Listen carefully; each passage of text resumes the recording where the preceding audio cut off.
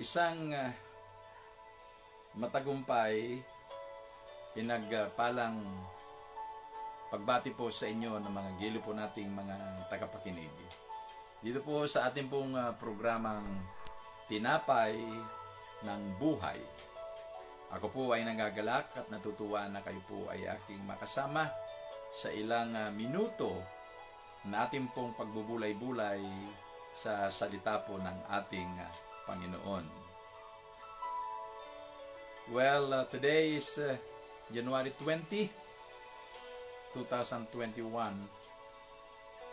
Dito po sa aming lugar ay umuulan, pero hindi naman pong kalakasan.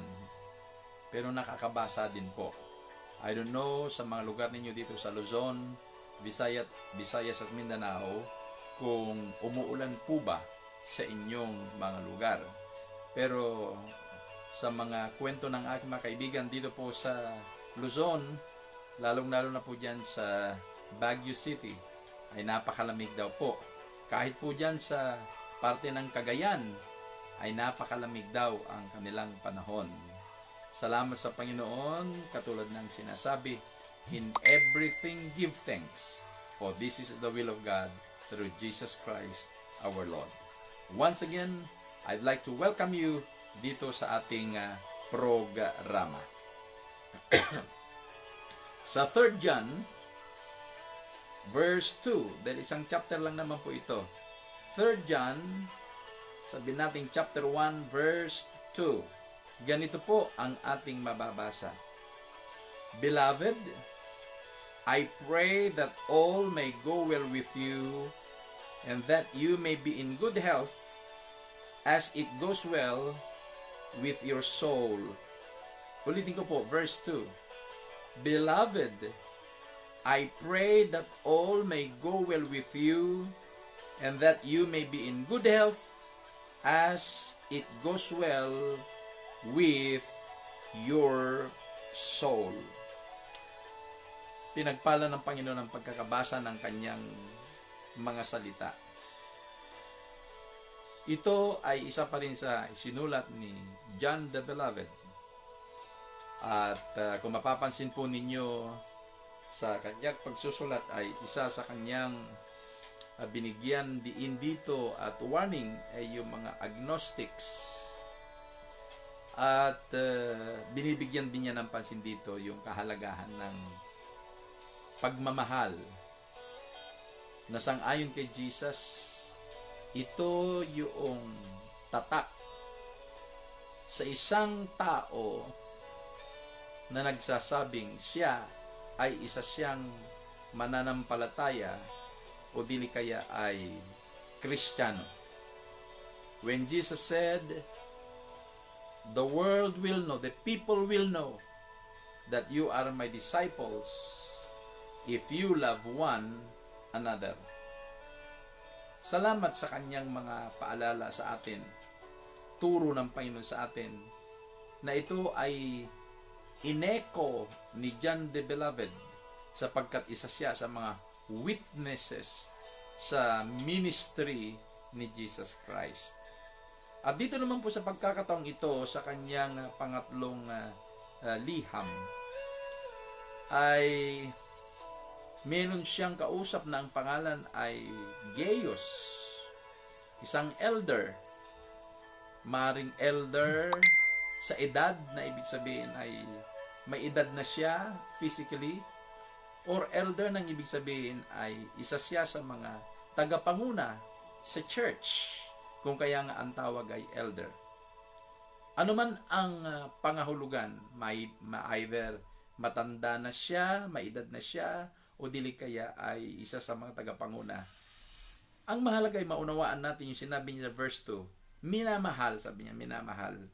Panalangin ko na lahat ay mabuti na nangyayari sa iyo.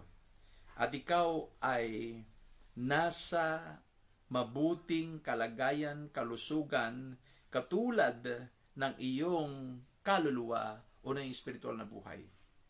Dito yung makikita natin yung dalawang composition o dalawang bahagi ng tao. Yung physical at saka yung spiritual. yung physical at spiritual. Napakasarap isipin na hindi lamang po nagmamahal o hindi lamang pong concern ng Panginoon sa ating espiritual na buhay, kundi siya rin po ay concern sa physical nating buhay. Yung ating katawan, yung ating makinakain, yung ating kalusugan, yung kalalagayan mismo ng physical na katawan po natin. God cares for this. Talagang mahal ng Panginoon. Dahil kung hindi rin niya mahal, sana hindi niya na nilikha ang tao na may katawan, hanggang espiritu na lamang po sana. At sa mga sulat naman ng Apostol Pablo ay ang ating katawan ay templo ng banal na espiritu, na ibig sabihin dito nananahan ang banal na espiritu sa atin, sa ating kalooban, sa ating mga katawang physical.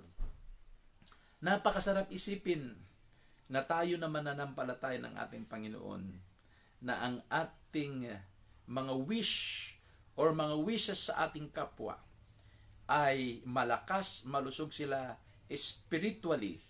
At the same time, malusog sila physically para balanse ang buhay, maayos ang buhay, at ang buhay ay talaga naman pong naiingatan. Naiingatan. Kaya po napakasarap isipin na sa buhay po natin ay excuse me, balanse. Naaalaga ng spiritual na buhay, naaalagaan din ang physical na buhay. Malusog ang spiritual, malusog din ang physical. Sa aking kalagayan, araw at gabi at sa bawat sandali ng aking pananalangin, lagi kong idinadalangin, Lord, pahabain mo pa ang aking buhay, palakasin mo pa ako para magamit ang aking buhay, even in small and simple ways na nais mong pagkagamitan sa aking buhay.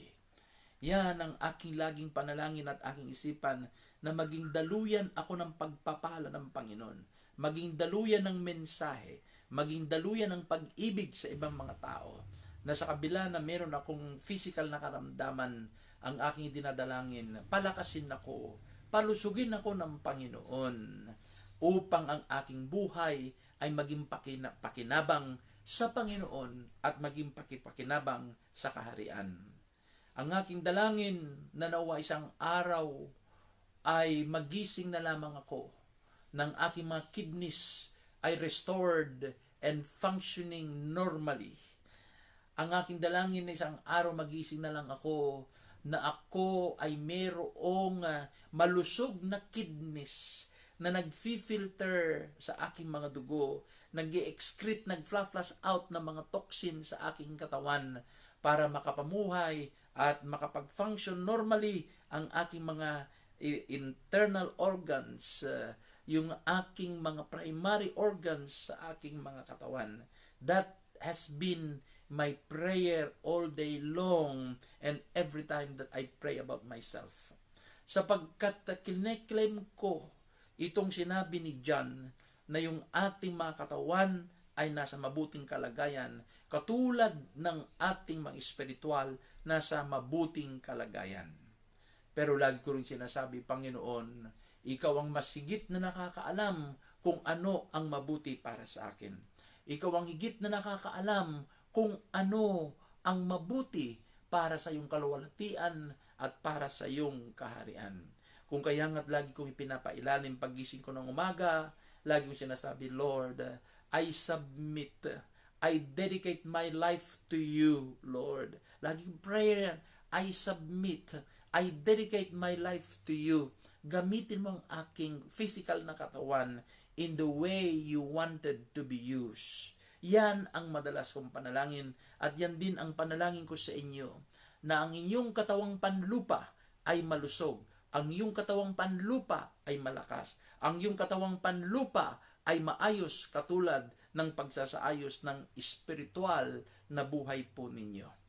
Kaya po, napakahalaga yung pagtitiwala sa Panginoon, at siyempre po bilang tao, yung pag-iingat sa ating mga physical na katawan para maingatan ang ating kalusugan, maging malakas, maging matatag, maging malusog po tayo.